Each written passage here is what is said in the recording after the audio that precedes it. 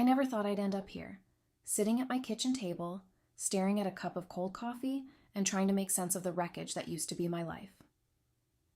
My name is Emily. I'm 32, and for 10 years I was married to Daniel. When people asked me about our relationship, I would smile and say, "We're happy," because honestly, that's what everyone wants to hear. But inside, there were cracks I couldn't ignore. I loved Daniel. He was kind, dependable, a rock in the storm. But somewhere along the way, I stopped feeling alive. The spark I thought would last forever dimmed slowly, almost imperceptibly, until one day I realized I was existing, not living. I work in a tech company in New York, a position I love, mostly because it challenges me, but also because it gave me a taste of independence. That independence became a double-edged sword when Thomas joined our team.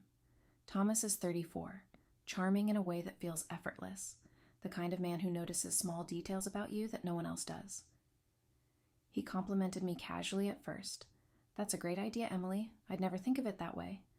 But then the compliments started to feel personal, like they were meant just for me. I didn't notice it immediately, but slowly I started looking forward to our conversations, the little moments of attention I craved. It wasn't like I was unhappy with Daniel. He was perfect on paper. He remembered my birthday, cooked dinner when I had a long day, and never complained when I was stressed. But that predictability, that stability, became suffocating. I missed the rush, the feeling of someone wanting me, not just as a wife, but as a woman with desires and secrets. Thomas represented that for me, and I hate myself for admitting it, but I craved it. The first time it happened, I told myself it was innocent.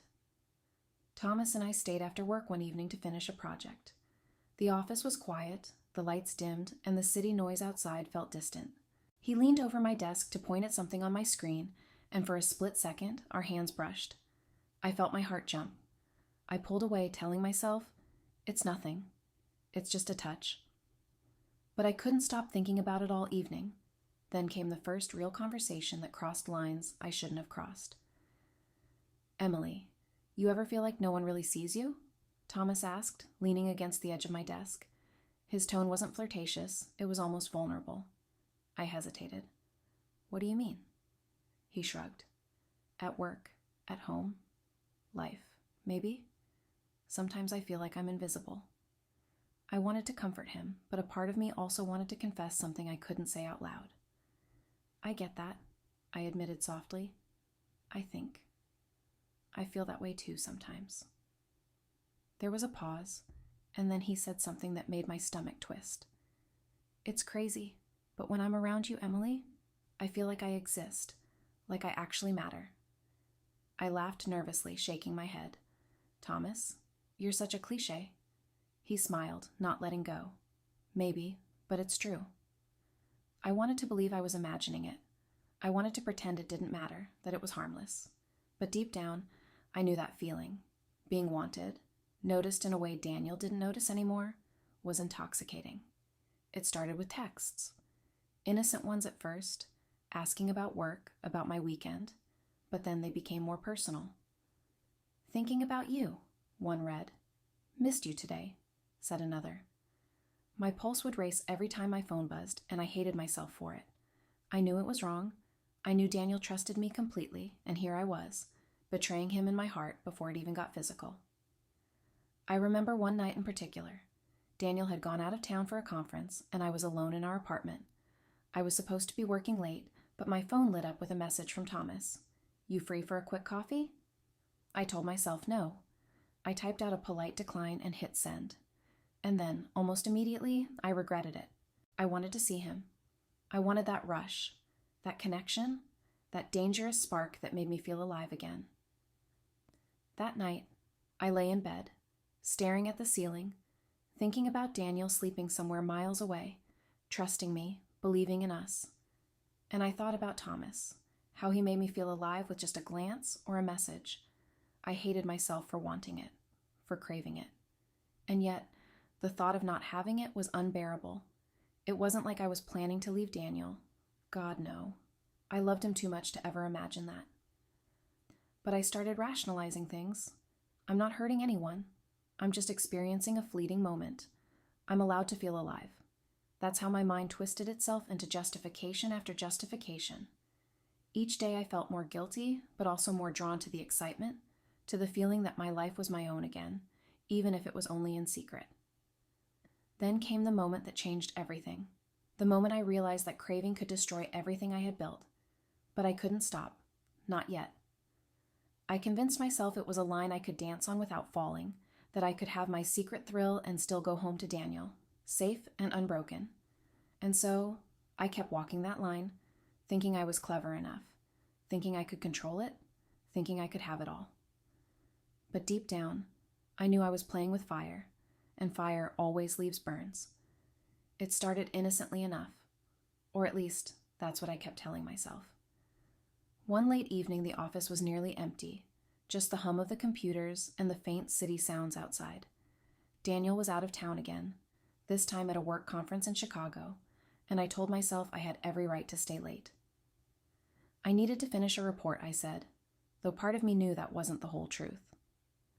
Thomas was still there, sitting at his desk across from mine, casually sipping his coffee, pretending to work. And yet, every glance he threw my way made my chest tighten. "Emily," he said, leaning over my desk, pointing at a spreadsheet. "Can you double-check these numbers? Something feels off." I nodded, trying to focus, but my eyes kept flicking to him. He smelled like his cologne, subtle but intoxicating, and the warmth of his presence felt like electricity running through my body. My hands shook slightly as I moved the cursor on the screen. "Thanks," he said softly, and then, almost jokingly, "I swear, you make this boring stuff seem exciting." I laughed nervously. "Exciting? Spreadsheets?" He shrugged, leaning closer. "Yeah, you just have a way of making everything better." I felt heat rise to my cheeks, and I quickly looked down at my keyboard. My rational brain screamed at me to stop imagining things, but my body betrayed me. Every time Thomas was near, it was like a magnetic pull I couldn't resist. Then it happened. The first brush of fingers that felt like an accident, but wasn't. I reached for a paper on the corner of my desk, and his hand brushed mine. I froze, my heart hammering, and for a second, the world seemed to stop. "Emily." His voice was low, almost a whisper. I know we shouldn't, but I can't stop thinking about you." I swallowed hard, my throat suddenly dry. "Thomas, this is crazy. We shouldn't—" "Yeah, I know," he interrupted, gently placing his hand over mine. "But look at us. All alone. I can't pretend these feelings don't exist." I closed my eyes for a moment, trying to steady myself. Rationally, I knew I should push him away, but the craving, the need to feel alive again, was stronger than reason. I feel it too," I whispered. My voice sounded foreign even to me. The first kiss was hesitant, almost tentative, but electric. His lips were warm, insistent, and my mind screamed at me to stop while my body betrayed me. I tried to pull back, but he held me gently, as if he knew exactly how far I could be pushed without running. "Emily, it's okay," he murmured. "You want this, don't you?" I do," I admitted, my voice barely audible. The moment I said it, a wave of guilt washed over me. Daniel, my marriage, my vows. And yet I couldn't stop. I had been starved of passion for so long, starved of that raw, consuming feeling that makes your chest ache and your knees weak. We broke apart for a moment, both of us breathing hard. "We shouldn't," I said again, though this time it was quieter, more resigned. "I know," he said, brushing a strand of hair from my face. "But if we don't do this now, I don't know when we'll get another chance." And in that moment, I made a choice I can't take back. I let myself sink into the desire I had been denying for months, telling myself it was about feeling alive, not about betraying Daniel. It didn't make it right, but it made it feel inevitable. Over the next few weeks, it escalated.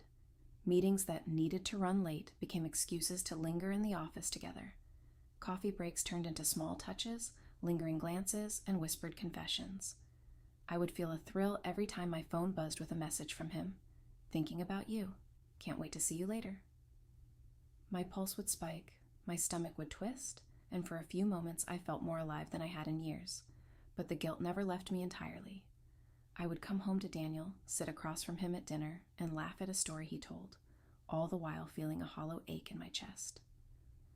I started making up excuses for long hours at work, telling myself Daniel would never understand the restlessness, the need to feel desired. I convinced myself it wasn't love, it was survival. I needed to survive emotionally, and Thomas was the oxygen I had been missing. One night, after a particularly intense encounter at the office, I went home and sat alone in our apartment. Daniel was due back the next day.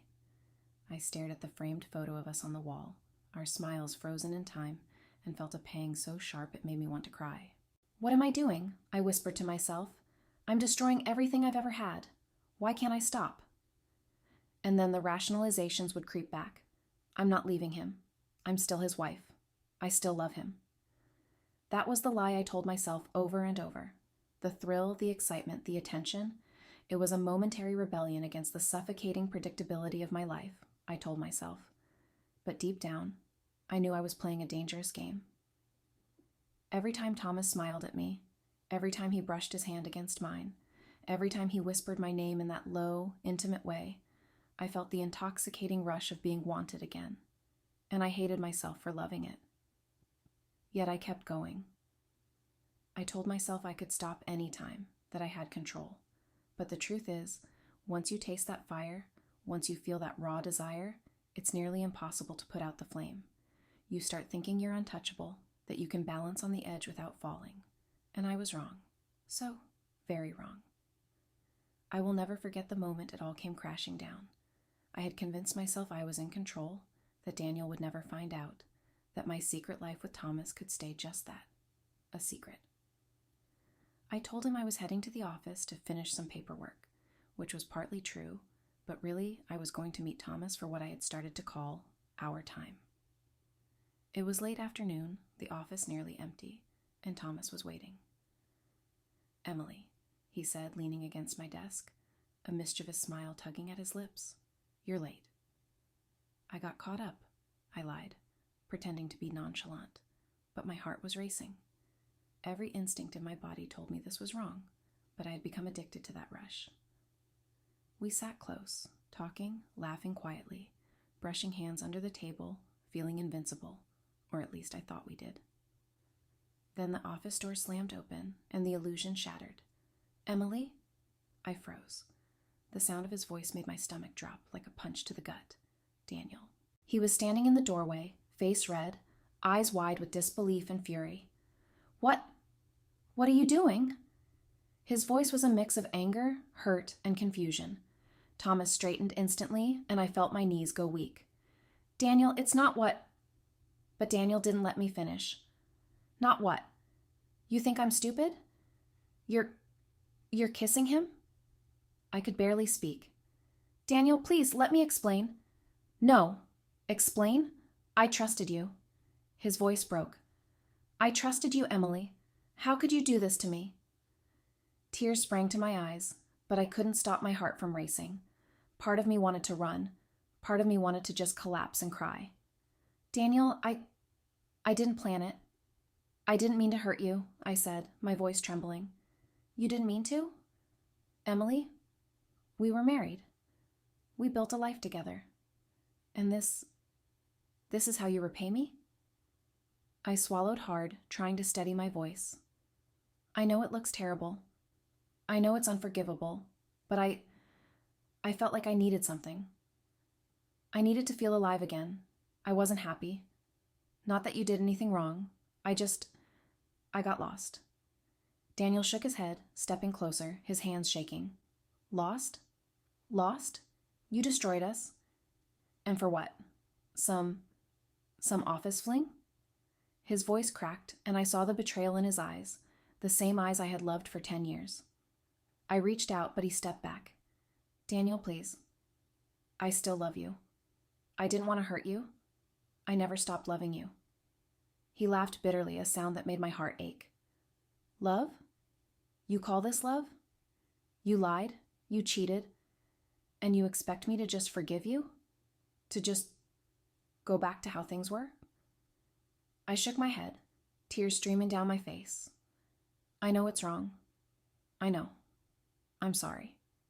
I really am.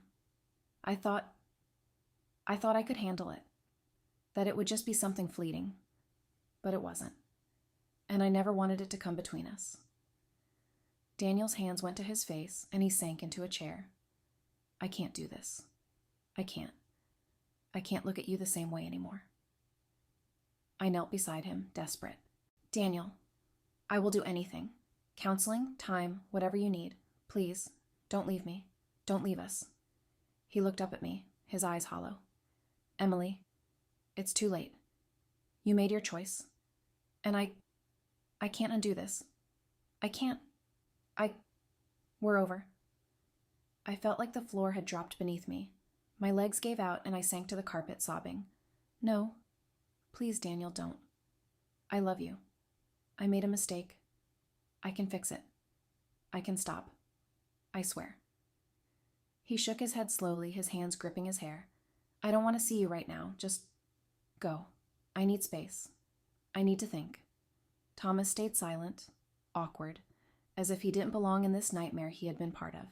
I grabbed my bag, my shaking hands fumbling with the zipper, and left the office without another word. My chest was tight, my body trembling, and every step I took felt like a betrayal of the life I had tried to keep intact. I got home that night to an empty apartment. Daniel hadn't returned, and the silence was deafening. I sat on the couch, my phone in my hand, thinking about the moment, the way his face looked when he realized what I had done, the hurt, the disbelief. I had always imagined being caught would be dramatic, yes, but not like this. Not like watching the love of your life crumble because of your own choices. I called my best friend, tears spilling down my cheeks. It's over, I whispered into the phone. Daniel? He's leaving me. He knows everything.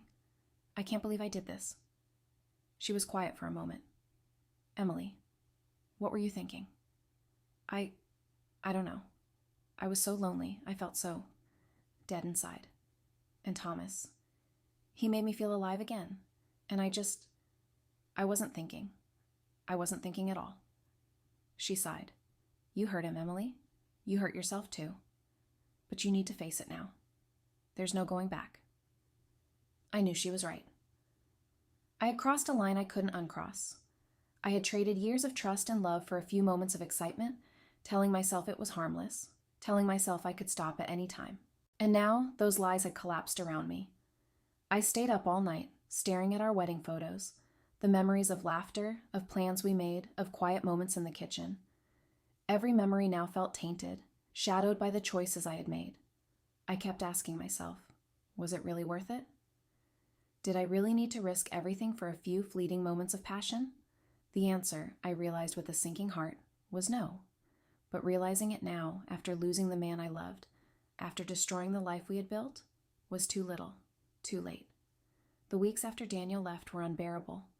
The apartment felt hollow, like the walls themselves were mourning with me. Every corner reminded me of him, the coffee mugs we had collected, the photos on the shelves, the little notes he used to leave me, and yet none of it mattered anymore. He was gone, and I had no one to blame but myself. I tried to convince myself that I had needed this, that my longing for excitement, for feeling alive, justified what I did. But the truth was, no amount of justification could erase the betrayal, the guilt, or the loss. Every time I closed my eyes, I saw the look on his face the moment he walked in on me with Thomas. The hurt, the disbelief, the utter collapse of trust, it haunted me. I started talking to friends, cautiously at first, trying to make sense of it all. Why didn't you just talk to him? One asked. I couldn't, I admitted, tears threatening to fall again. I was afraid. Afraid he wouldn't understand. Afraid he'd think less of me. I wanted to feel alive, to feel desired, and I convinced myself that it didn't mean I stopped loving him. And in a way that was true. I loved Daniel with every part of me. I still do. But love isn't always enough. And sometimes the fear of losing yourself, of feeling trapped in routine, can make you do things you never thought you were capable of. I wish I could go back and tell him all of that before it was too late, before my choices tore our life apart. Therapy was suggested, but I wasn't ready. I wasn't ready to face the depths of my own actions, the reality that I had made decisions for selfish reasons, decisions that permanently hurt someone I loved. Every session I imagined would be full of judgment, reminders of how I had failed. Not only Daniel, but myself. And maybe that's what scared me the most, facing the person I had become when no one else was watching. Daniel, of course, had moved out, taking his belongings and leaving me with memories.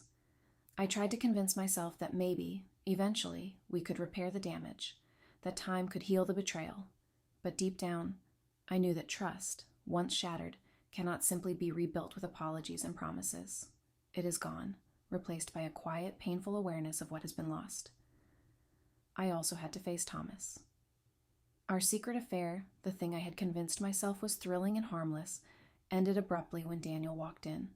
He tried to call, to text, but I ignored him. Ignored the way he wanted to justify what we did. Ignored the way he tried to tell me it wasn't a big deal. The truth was, it was everything. It was the reason my marriage ended, the reason Daniel left, and the reason I was left with an emptiness that no excitement could fill.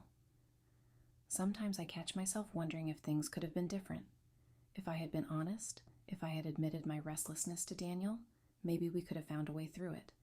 Maybe the spark could have been reignited without crossing that line. But I didn't. I let temptation lead me, and now I live with the consequences.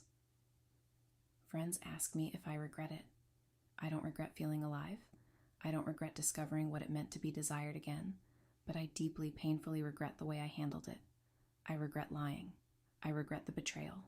I regret the moments when I chose selfish excitement over the man I had vowed to love.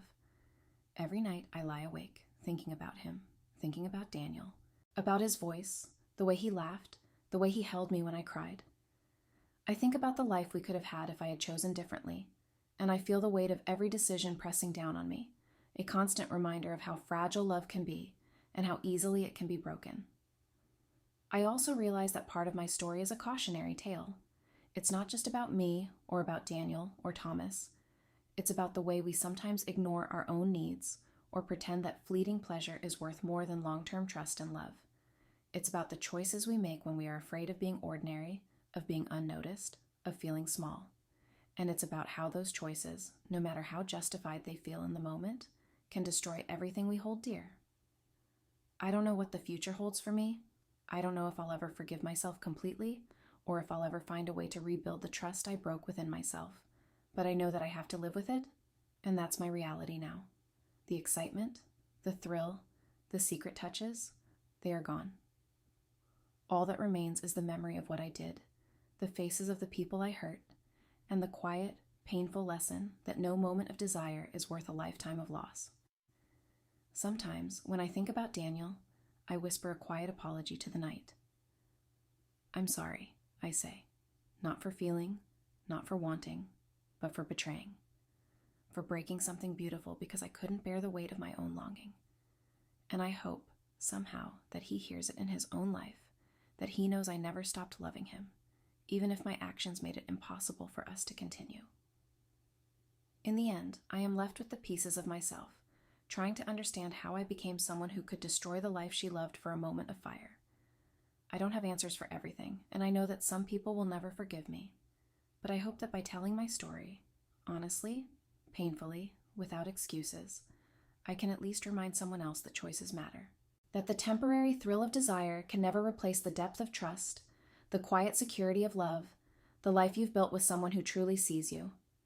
I will carry the weight of this forever, a reminder of how fragile everything is, how easily we can destroy what we hold dear, and how much courage it takes to face yourself in the aftermath. I am Emily, a woman who made mistakes, who loved deeply, and who lost everything because she sought to feel alive in the wrong way. And now, all I can do is live with it and hope that someday, somehow, I can find a way to forgive myself.